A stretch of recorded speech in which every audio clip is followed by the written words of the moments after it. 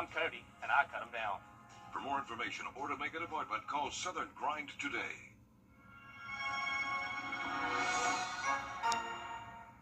At Parker's Kitchen, we go big, like our huge, crunchy, juicy, never frozen chicken tenders with an extra large serving of Parker's signature sauce. At Parker's Kitchen. Live from Augusta, you're watching News 12 at 6 o'clock. More thunderstorms around the area as the search for a missing, possibly injured woman enters its second day. Our Sky 12 drone is in the air now, and your Sydney Hood is boots on the ground there with the latest information in just a few moments. Good afternoon. Thanks for joining us. I'm Will Rio. And I'm Zaina Halliburton. Your first alert meteorologist, Riley Hale, joining us live in the Weather Center to start things off for us. And Riley, we've seen a lot of rain throughout the last few days. It feels like we're a broken record at this point. I know, guys, and more of the same out there this afternoon. Very hit or miss activity, so not guaranteeing the rain for everyone, but wherever the rain is falling, it's producing some heavy rain, some lightning strikes at times. There is also a very low severe weather threat across the area into early this evening, so just encouraging everyone to make sure you're staying weather aware. A current look at our radar network does show pretty good thunderstorm activity through Emmanuel County and southern Screven County, and then also now starting to see some new activity pop up in Saluda, Edgefield, and throughout Aiken County. So those areas have been seeing a little bit more rainfall than us here in Augusta, including Richmond, Columbia, and Lincoln County up towards the lake. But what we're noticing on radar, you see that skinny blue line? That is the sea breeze and outflow from these thunderstorms that's helping initiate new development, and that likely will continue over the next couple of hours. Right now, the strongest storm we have is in central Emmanuel County. That is impacting areas around Swainsboro, down close to Oak Park. So that's definitely some torrential rainfall and the most lightning that we're seeing at the moment. As we continue into this evening, we'll likely track this activity through sunset and possibly up until around midnight, but it does look much drier once we get towards early tomorrow morning. So just a heads up if you're going to be heading out for the rest of this evening. It is going to be another muggy night, low temps only dropping to the low 70s. Have a look at your Friday and weekend in just a bit. Thanks, Riley. Today, despite multiple search crews, K-9s, drones, and even a helicopter with infrared, there's no sign of a missing woman who might be having a medical episode. The woman here on your screen, Susan Rhodes, was last seen yesterday around 1:50 in the afternoon, moments after a car crash. A witness says Rhodes was driving on the wrong side of the road, got into a wreck, and ended up in a ditch on Gregory Lake Road at the entrance of the Gregory Lake subdivision. Now, Rhodes was then seen wandering into the woods and might have been experiencing a medical emergency, not to mention possible injuries from that crash. Here's Sydney Hood joining us live from where search efforts just wrapped up for the day not too long ago. Sydney, family and friends today trying to keep spirits high that Susan Rhodes will be found safe. Well, one friend I spoke to says she did not want to believe it was her friend that was missing. In fact, she tells me that whenever North Augusta Public Safety announced that Susan Rhodes was missing, her friend she didn't want to believe it was her friend because she calls her Sue. So whenever she saw that they were referring to her as Susan, she thought it was a different Susan Rhodes. It wasn't until she saw the picture posted by North Augusta Public Safety that she realized it was, in fact, her friend that law enforcement agencies have been actively on the ground searching for the last 24 hours. They've been on the ground and up in the sky. We also had our Sky 12 drone up in the sky if you want to take a look at what we were looking at earlier. But this was a multiple law enforcement agency search. You had the Edgefield County Sheriff's Office, Aiken County Sheriff's Office, North Augusta Public Safety, Richmond County Sheriff's Office, SLED, all on the ground and in the sky searching for Susan Rhodes in the wooded areas around Martintown Road, Bergen Road, and Gregory Lake Road. And like Lieutenant Swan told us earlier, they have stopped searching for the day, but they say that this is still an active investigation. But I can tell you just from talking with neighbors and the one friend that I spoke to today, they are echoing what law enforcement has been saying. They just want to find Susan Rhodes and bring her home and bring her back to get people some answers as to where she's been. The one friend that I spoke to, like I said, she is still in disbelief. She actually told me that she texted her friend asking if she was okay, and she is still waiting on a response. Well, you don't want to believe what you see. So you ask around and say, hey, have you seen her? And I actually sent her a text message and said, hey, let me know you're okay. Is everything all right? Because you don't want to believe what you see on Facebook, and you want to think it's somebody else and not your friend.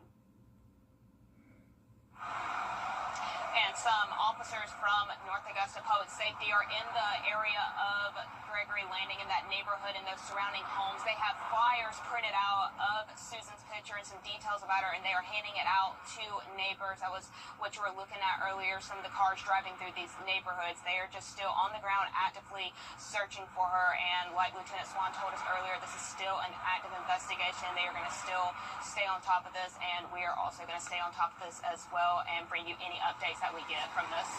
And we certainly are thinking of Susan's friends and family right now. Hopefully she's brought home safely soon. And looking at that area where Sydney is right now, she's mentioned Bergen Road, she's mentioned West Five Notch Road, Martintown Road. These are very busy roads in the North Augusta area. They're very busy neighborhoods as well. And then law enforcement telling us yesterday, too, that Hurricane Helene has made those woods a challenge to get through. You can imagine that it was difficult for Susan Rhodes if she was in those woods to get back there, too. We've had a lot of rain as well that law enforcement is having to dredge out there through. Now, here's another look at Susan Rhodes. Again, there's been no sign of her despite exhaustive search efforts. If you know anything, you know where she is. Call North Augusta Public Safety immediately. Summer is not a time to slow down for those buying and selling a home. Real estate season peaks as families look to move before the start of the new school year. Building codes are supposed to ensure newly built homes stand the test of time, but what if a home begins to fall apart a few years after it's built? On Your Side investigates with senior reporter Liz Owen, showing you what to do first and fast if you notice problems with your new home. Maybe it's your forever home, but the clock is ticking. Contact your builder and your warranty company. Hopefully, they will fix the problem. But if they delay or refuse to fix the problem, you need to take further steps right away because there is a statute of limitations on both sides of the river. Deep in the heart of Aiken County, open space, nobody really close to us, down a long sandy road. so we was excited to find this land and was very, very excited to have to build it. Sits the house Sarita and Dennis Kimball built in 2022. What was happening until what? Until it stopped falling apart. Until their newly built home began to shift, crack, and split apart. I covered this up for safety, but if you look, you can see all of that. Oh, Lord, that's heavy. Oh, wow. It's like a sinkhole under your home. Around the time a stroke stole her husband's eyesight last fall, He walked into walls. Sarita began seeing problem after problem pop up around their home. Walls cracking, the floors down, my bed sideways in my room. I think there are a lot of significant issues that folks don't know about, don't know what to look for. Rachel Igdal is an attorney who represents homeowners in South Carolina. It's where you do see more extreme cracking along the doors, along the windows, in that stair-step way. That's something to be concerned about. I'm beyond frustration. I'm past that now. Frustrated because their home is only 3 years old. Frustrated because their home is under a 10-year structure warranty. The first man I talked to, I was like, people like, don't worry, they got to fix your house because you got a 10-year structural warranty, so you shouldn't have no issues. Despite stair-step cracking inside the home, despite a growing sinkhole outside of the home, despite separated cement blocks under the home, They saying that they're not responsible. New Home Warranty Insurance Company denied their claim, stating the damage isn't a structural defect. It's just the house settling. Why is dirt and soil, why does it impact home building so much? Or why should people even be concerned about it? It's just dirt. Right, of course. I mean, you have to have a good basis to build a home on, right? I mean, sure, there's going to be some settling over time, but, you need to know what type of soil you're building on. You need to know a little bit about the history of the soil that you're building on, the plasticity index, the type of soil, how it retains water. South Carolina Building Code requires a geotechnical investigation of the dirt before construction, but the code also leaves it up to the building official to actually require and do the test, meaning the state leaves it up to the county to require it and enforce it. Aiken County Planning and Development told us they do not have a record of a soil test done on the Kimball's property. The building plans approved by the county showed the builder based his design off of the assumption the soil would support the structure. You could be completely diligent. You could go to your home warranty company, and home warranty company could say, there's nothing wrong here. You wait outside of that 3-year statute of limitation time frame, you file a lawsuit. The first thing the builder is going to say is, you should have known. Before representing homeowners, Rachel represented builders and contractors on behalf of insurance companies. So they are aware of those statutes of limitations. They can wait the game out. They have the upper hand in that situation. Homeowners have 6 years in Georgia and only 3 years in South Carolina from first noticing problems with their newly built home to pursue legal action. So there's a statute of limitations, so is it a game to draw it out as long as possible so that when maybe there is enough evidence to say this is wrong, you need to honor this, it's too late? Yep, absolutely. I don't think that builders make their homeowners aware of the statutes of limitations that are out there. The denial letter ends by stating, if you do not agree with our decision with respect to the claim, the warranty provides for binding arbitration, meaning the Kimballs cannot even pursue legal action until first going through the arbitration process. Meanwhile, this is our home for the rest of our life until we. Yeah, this is supposed to be your forever home. The clock is ticking and time is running out to file under South Carolina's statute of limitations. So what do you do if you find yourself in this situation? First, file a complaint against the builder through South Carolina's Labor Licensing and Regulation. In Georgia, through the Licensing Division of Georgia Secretary of State's office. States have the authority to pull licenses and fine contractors, and involving them can put pressure on the builder to do the right thing. Second, file a complaint with the Insurance Director of South Carolina or Insurance Commissioner of Georgia against the warranty company if they're not living up to the agreement. Most warranty companies will work with the homeowner once the state gets involved because they too don't want to risk sanctions and fines. I have a link to all of these resources I just mentioned. Just go to our app. Thanks for that, Liz. New developments tonight on Burke County Sheriff Alfonso Williams is attempting. Well, it's another afternoon with a few hit-or-miss thunderstorms, and it looks like that pattern is going to hold steady into our Father's Day weekend. While the full forecast coming up. Time and temp, brought to you by your First Alert weather team. George Sealand. Now, your First Alert weather with Chief Meteorologist Riley Hale.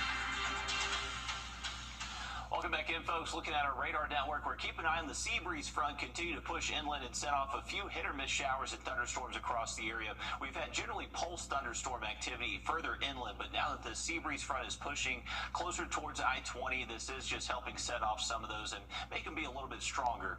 Take a look north of I-20, nothing severe at the moment, just some heavy downpours around Edgefield, Trenton, Johnston area, and stretching along that Savannah River and Stevens Creek corridor. So there is some rain out there, but it is very hit or miss, so I wouldn't necessarily think everyone has to cancel outdoor plans the rest of this evening.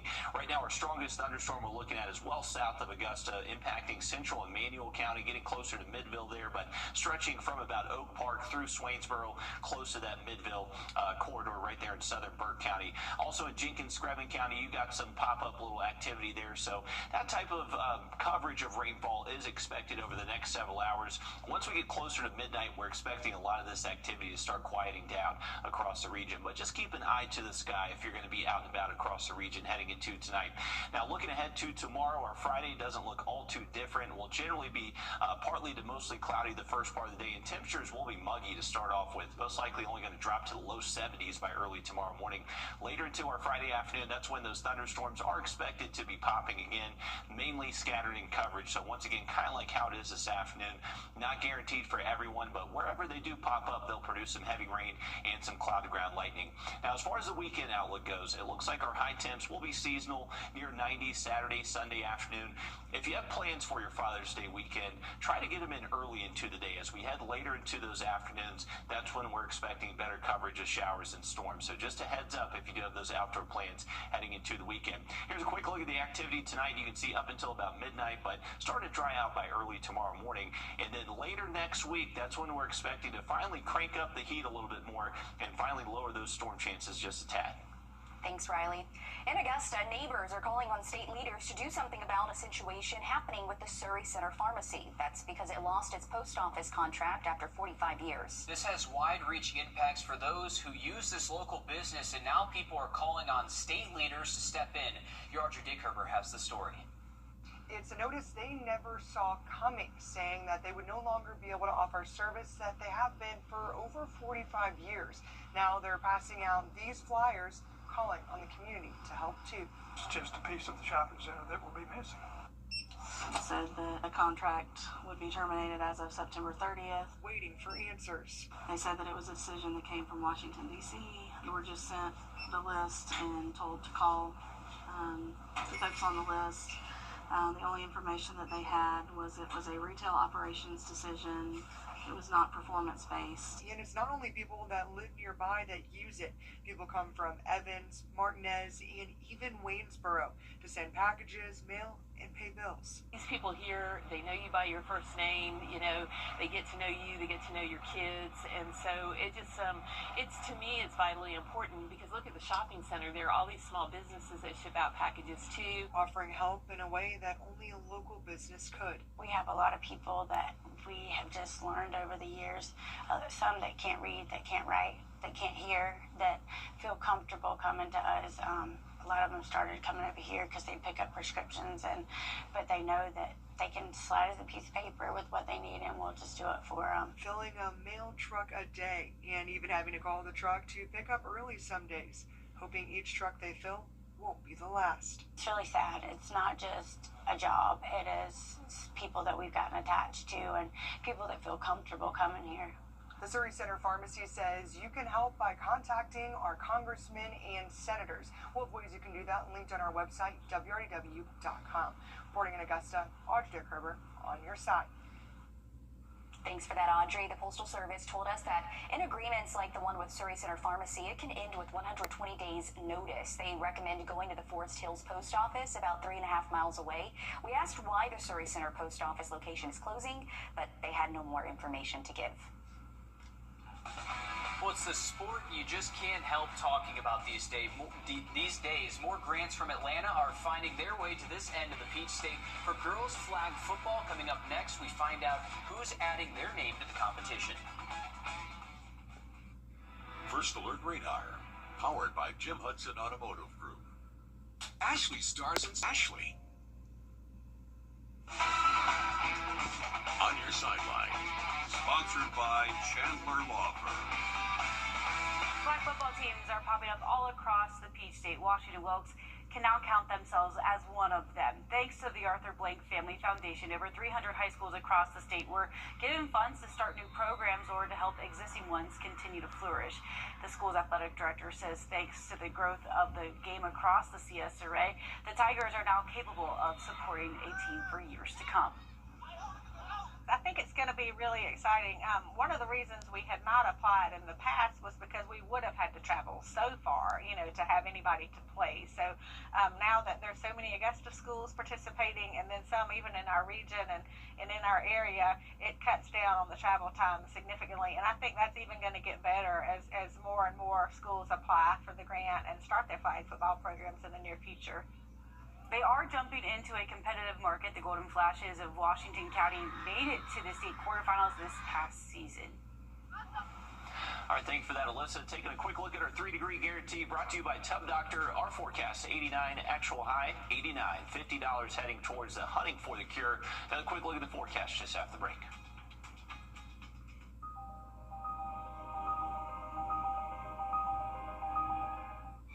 We're standing up. Well, a quick look looking at our Thurman Dam cam, you can see there is a heavy downpour in McCormick County, and our camera's shaking around a little bit. The sea breeze front is now starting to reach the dam, and it is producing gusts at about 30 miles an hour. So you may have noticed this pass through Augusta just about an hour ago, all thanks to the sea breeze. And you can see that very clearly on radar. So that skinny blue line kind of extending away from thunderstorms. This is what helped pops them up. So this is the activity we're expecting to continue over the next couple of hours. But I would say once we get towards midnight, radar should look much clearer than what it is now. Right now here in Augusta, we're fairly dry and kind of dodge that sea breeze front activity popping up any storms for us. But further south in Emmanuel County, that's where we're looking at a little bit better coverage. But just stay weather aware if you're heading out this evening. More storms in the forecast for the next several days. Thanks for that, Riley. We're back live on 26 News at 7. And for News 12 at 10 and 11 o'clock. Thanks for watching.